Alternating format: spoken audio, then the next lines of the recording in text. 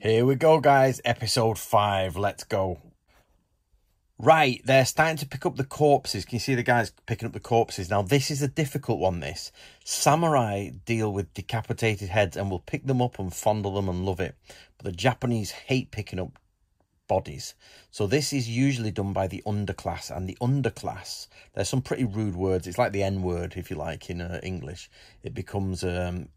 Eta hinin, basically, or eta and hinin. Basically, the like undesirables, the horrible people, and obviously those words don't have the same connotations in English, so it doesn't matter for you guys. But basically, it's a really crass word for, underclass. They're not even considered normal peasants. They're the underclass, and they deal with all the bodies normally. And samurai armies would have them with them to do like crap jobs, like butchering animals, removing dead bodies, stuff like that. Sorry guys, I'm going to have to say no here. It doesn't look like it anyway. From what I can see in the video, no samurai army would march like this. The samurai army marches in a very specific order. First of all, they march in Shogun, 3 military lines, 3 military sections. This could be the first of the Shogun, but also they are in very, very neat order. And they have different, like, the Conida baggage train at the back. This section here, they'll be divided into certain sections. There's group commanders for each section. Military manuals talk in great length about how you march a samurai army. And this rabble is not how you do it. So, but maybe we'll get a better shot soon. They're discussing which person would best be next in the Regent Council. And this guy goes, oh, don't invite that guy, it would stink of countryside. This is a great line, because basically the samurai were starting to divide now into countryside samurai and city samurai. And the city samurai really look down on the country samurai. Oh, battery's running low. Now this is looking good. This is the battle camp. So what happens is you get the hut commander runs ahead of the army, and he erects these huts. They're mainly bamboo, and then I'm not quite sure if they're this sophisticated for a one-day camp, but it depends on the differences. But these are superb. You erect out of bamboo and bits of wood and all that, the camp, and then you put the curtains in between the areas. And again, I'm not sure about the crests being on the curtains. We do see in Zoto Monogatari and Musha Monogatari, it talks about you shouldn't put your crests on curtains and things like that, because they're normally left behind if there's a problem. So they have a different form of symbol for that. But again, that's another more complicated discussion. But you will find this type of thing. You see that there, that is a banner. That is there's various types of banners. I won't go into the Japanese terms, but they show the area of which that person belongs to. So it's all like, it's like coordinated with military regiments, like the 42nd regiment there, the 8th regiment there, and you can sort of see you divide between all the samurai. So it's really, really good. That this is cool. So they're putting his sandals on for him. I honestly don't know, but majority of these I think were male. I think sandal bearers used to be. And what nobody seemed to have here, which is missing from them, is they usually have a spare pair of sandals hanging from their waist. It'd be nice if somebody found some art for me for that, from the Edo Jidai or something like that. But basically, you used to have sandals, spare sandals, hanging from various parts, and sandal bearers and sandal putters on. So a samurai, even a low-class samurai, would have a selection of servants around them.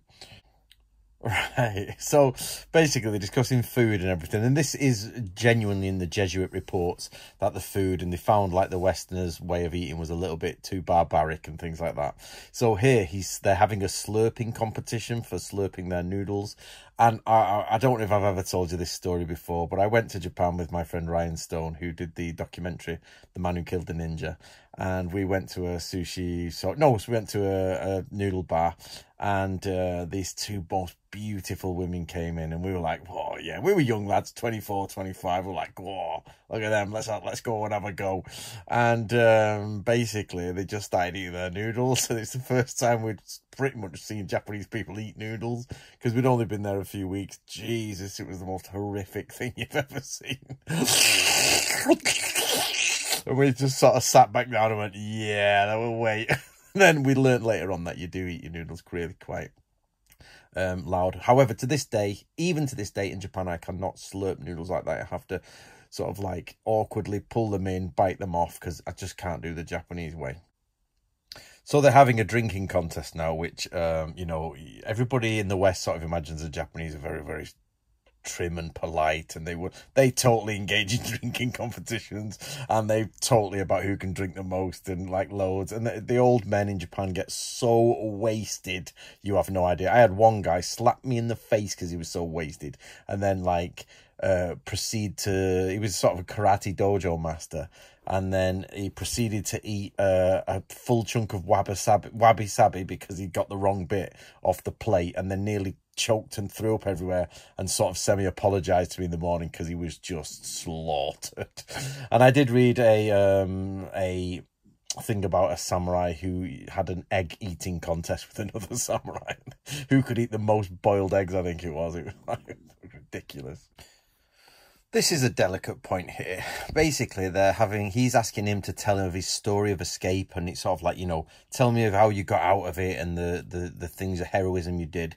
And the Japanese are sort of saying, oh, we don't boast and all that. But I think they do. From the sort of collective memory of me reading, you know, various transcriptions of old documents, there's definitely people who boast, and there's definitely people in the Sengoku period who boast and are quite agitated. This idea of a very prim, not drinking, not boasting samurai is a very Edo period thing. They definitely, I think people around Tokugawa, there's one guy who boasts, says, I've never been stabbed, you know, I've never been cut on the back and anything.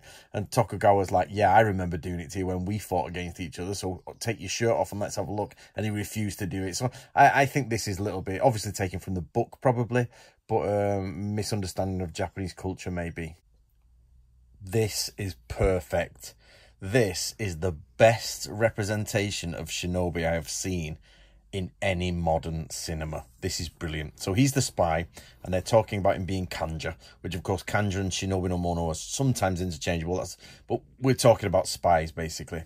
And he's the low level, you know, he's a peasant from the village, and he's just admitted now, so his lord has just admitted that he's actually, this guy here on the screen is a fully fledged samurai, and he's been pretending to be low class for months, living in a low class house in a low class village, acting as the spy, because you need an intelligent spy, and normally intelligent people are your higher ranking people.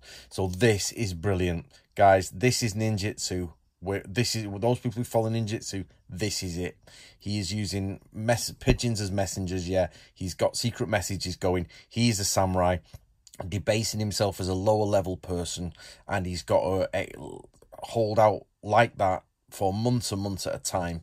This is superb, historically correct. So one of the samurai has beaten his wife here, give her a back chop, boom, and basically the Lord has said, there's nothing I can do to stop him beating you, but you're my translator, so I can stop him doing that.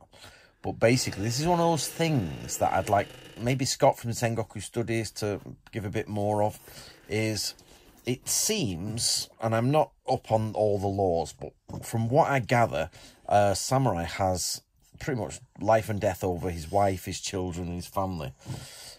And I don't think anyone can interfere with that. I don't know how much the Lord has power over another person. You know, he can have anyone killed. The Lord can have anyone killed he wants. But I don't know if he can stop anyone beating a wife or killing his sons. I don't think they can do anything about it. I'm not quite sure. This is one of those sort of points that's hit the mythology of the samurai. We're not 100% sure how far this was taken in reality. So, Toranaga's fell in an earthquake, and they've brought him out of the earthquake, out of the ground, but he's lost his swords. So the Westerner gives him his swords. This is actually really quite true. We do have documentation where it's saying if you have your sword stolen, you have to try and borrow one off of another samurai's household and then return it later, because, you know, you cannot be seen as a samurai walking outside your house without two swords. You literally walking down the road with just a wakizashi. Even remember the other episode when he came to his gate with just a wakizashi? I'm saying no on that one. I'm saying you need a katana and a wakizashi, or a tachi and a katana together. You have to have daisho. So this is quite a good representation of how important sword symbols were. Okay, guys, we're at an end. That is the end of episode 5, I think. So that was great. Some really good stuff there. I hope you enjoyed it. So subscribe, and let's look forward to the next one.